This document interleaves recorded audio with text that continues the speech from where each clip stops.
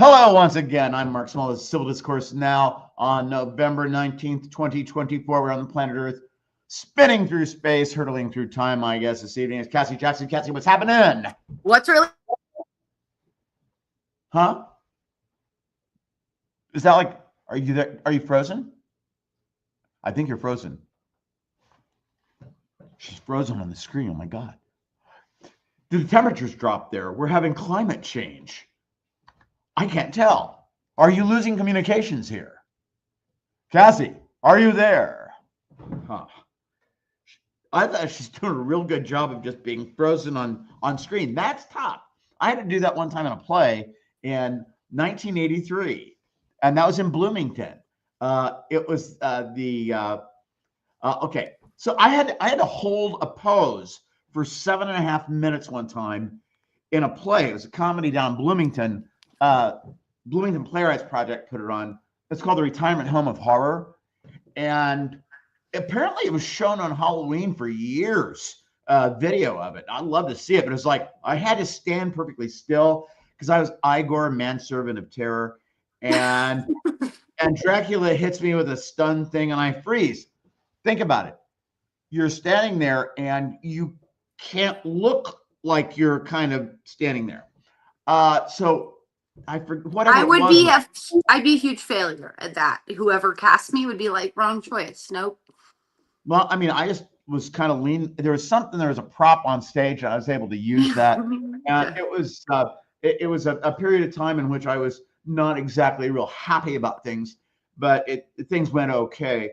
It was a good play. I mean, I liked working with those folks. We're here it's episode 18 of Civil Discourse Now. We're going to discuss Micah Beckwith, who's the Lieutenant Governor-elect of Indiana, and his problems with ED, and that's educational dysfunction. Now, he's going to go into Westfield High School this week. It's day after tomorrow, and apparently talk about the Constitution at some point. He doesn't know anything about the Constitution. He said, don't read academics about the Constitution because they've got a secular bias. Just read him. Okay, dumbass. I'm talking to you, Beckwith. Dumbass. You're a dumbass. Can we also say that he's under credentials? He's under credentials by another pastor who's actually like gone through pastor or whatever training, Nathan Paternal. So he's not even a pastor. Not only does he not know the Constitution, but technically he's not a pastor. In terms of the Assemblies of God, which is his overriding body, which he practices under in the evangelical church in the United States. Okay. Well, here's the thing. When he said that about the people having a secular bias, he doesn't account for his own bias. And also, when he starts talking about the Constitution, he shows he's an idiot. This is why. He has no concept of what the framers wrote, and he won't subject himself to a debate that he challenged me on originally in 2020. That being said, he's trying to put this into schools, some kind of crap where he says, I'm going to go into the schools and make sure they teach history the way it should be. Here's a problem. Here's the problem. And he's, like about a month ago, he was on a podcast and he told the host of that podcast, well, you know, I'm a student of history. And it wasn't a comedy podcast. Okay. I'm a student. Sure. Can I just review really quickly where Micah let me just review for our guests. Micah Beckwith was born and raised in Hillsdale, Michigan. Hillsdale, Michigan is the home of the Heritage Foundation. The Heritage Foundation are the authors of Project 2025. The Heritage Foundation is also the largest contributor to Moms for Liberty, which is a domestic terrorist organization within the United States, as recognized by the Southern Poverty Law Institute. It's my belief as a mental health provider and someone who's done some research into Beckwith, that he has been indoctrinated since birth. And that's a very big word and whatever, we can play with that. And I'm not asking Mark for you or with your professional or just lay experience to speak to that. I'm saying that I have great concern for the fundamental things that Beckwith learned as a child and how he has also, based on his mother, who we have in writing, endorsing Civil War, how he's grown up. How has he grown up? What's coming into play from that?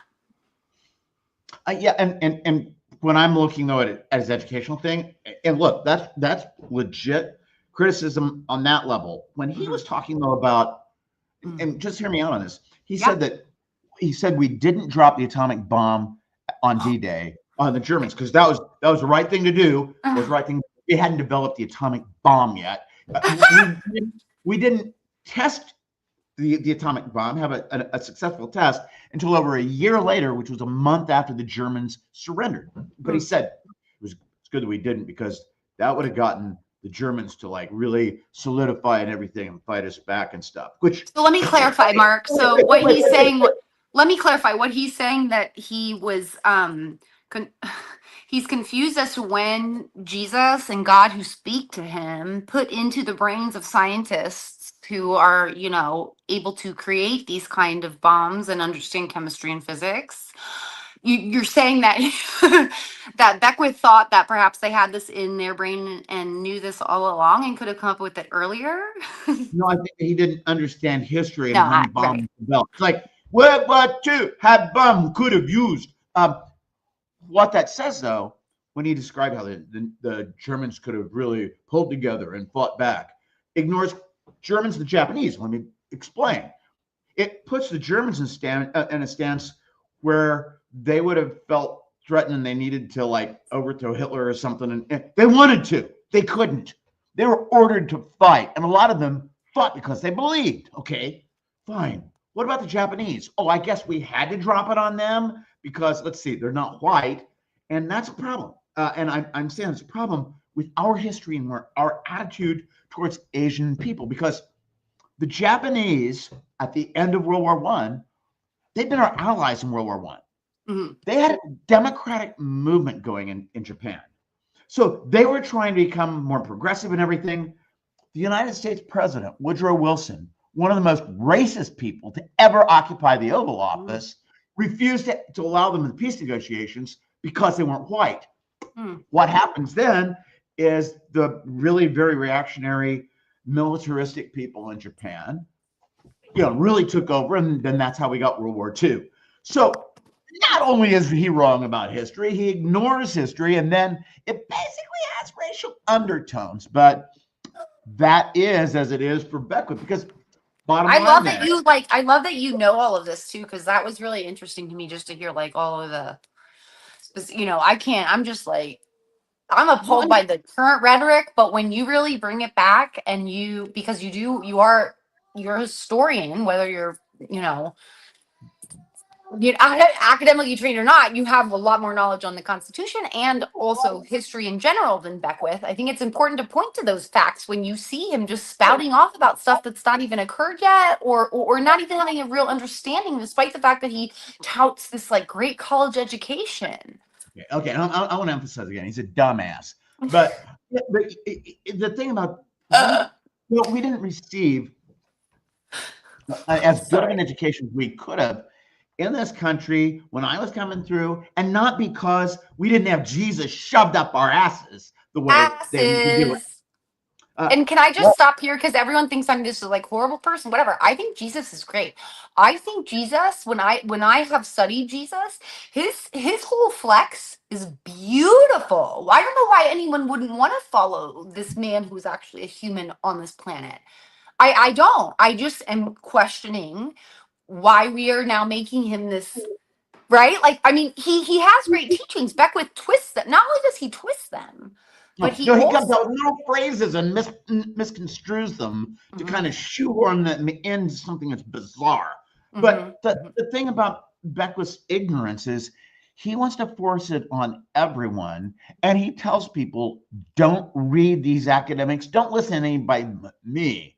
And he won't allow himself to be accountable. So when I've got John Schmitz, for example, saying, Micah strikes back. No, he didn't. You're a coward, Micah. And John, you weren't being truthful on that. So and John, you were also putting a woman at risk, quite frankly. A woman that has, like me, who has been really, really tried and to cross these lines of anyone to do it. And you cannot use words of violence to like head my show, which you say I have control over. And then also in the midst of Mark Small, who I brought on as my guest, and completely like, anyway, Mark, go on. I'm just in my feelings. No, you were defending my honor, and I appreciate that. That's the whole thing. And that's a point too, is that we can defend each other on arguments. I don't doubt that Cassie's out there willing to confront, discuss, argue anything, as I think she can presume that's the same for me. Yeah. Beckwith won't do it. He's a coward. He has flack go out there. He has people that run up front for him so he doesn't have to do it. He's a coward. But the funny thing, Mark, let me just talk to this. He on mouthwash, it's funny you say that because that's true. And he will have a lot more people that will be like, and I'm just, campaign manager is not the right term. Like a lot of people that will kind of like whatever for him. But I forgot, I lost it. Go on. I'll bring it back. Sorry. Go ahead. No, it's okay. I mean, we're not ready to wind up anyway. And what we're looking at right now is we've got multiple crises possibly happening in this country because fascists like Beckwith are taking control of this state and this country possibly. And so to have them do that and then act so smug, because when they say like, well, Micah said that, that's history. No, it's not history. And he won't subject himself to questioning. That's what academic freedom is about.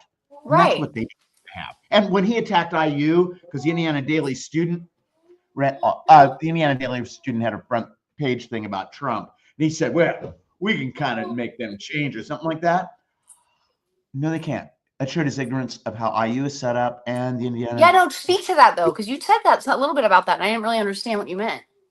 Okay. Indiana University is not owned. I'm listening to you. I'm going to step out of the screen, but keep going. Right here. The student newspaper is not owned by the university, and it's not subjected to the control of the university. They have a separate foundation. That's who has ultimate say on their editorial content, just like a free academic paper usually would have. So there's no control that Beckwith can try and exert over IU's student paper because he's lieutenant governor and somehow they're part of the government. And there's no control over funding. They're independently funded. Yeah, that's what you're saying. Okay. So it's not like he can step down on anything. And when you've got somebody like Beckwith wanting to exert control and say, well, we'll just stop him. Well, that implies that he's got to try to do something outside of that. And that means trying to cut down schools and newspapers. And that's not liberty, you dumb bastards. That's coercion and tyranny. What? Right. No, you're right. And that's exactly, thank you. I'm glad that you broke that down because I just don't understand. And Mark, I also wanted to bring this up, which was not truly off topic, but I would like you to speak to this. There has been something recently out, and it's in like the gossip around the news or whatever, or around the, but that Beckwith's already being boxed by the Indiana GOP into his little corner. Like they are already shitty with him, and he's going to be. Does that make sense? So I think we're really going to see, I think what we speak to is like, what's this fight going to be between Beckwith? How much is he going to get from national and this Christian nationalist movement? And how much is he going to really F with Braun? Because Braun and the GOP right now are boxing him all the way the fuck in. Let me just be honest. There's a trilogy about the Nazis by Richard Evans. And he describes how like in late January 1933, the prior chancellor of Germany thought that if they put Hitler in as chancellor, they could control him and they were going to avoid civil war. Well, they were wrong about being able to control him. Okay. And yeah, they did avoid civil war. We had a world war and tens of millions of people died. So when somebody tries to marginalize somebody and says, oh, we'll control them. No, you don't. You control them by confronting them with the truth. Okay. And you don't let them spread lies. Okay. And that's what he does. So yeah. No, I'm really glad I brought that up because I meant to say that to you when we talked privately, but I had not thought of it. But yeah, like they're trying really hard, and I just want to be like, how well has that worked for you in the whole campaign process? I mean, where are we now? How well did you trying to just even kind of shut him out work for you? Not well at all, did it, boys? This has been fun tonight. Still Discourse Now. Cassie, it's always a pleasure having you on. Folks, you too. Take care of them. Nanu, and all.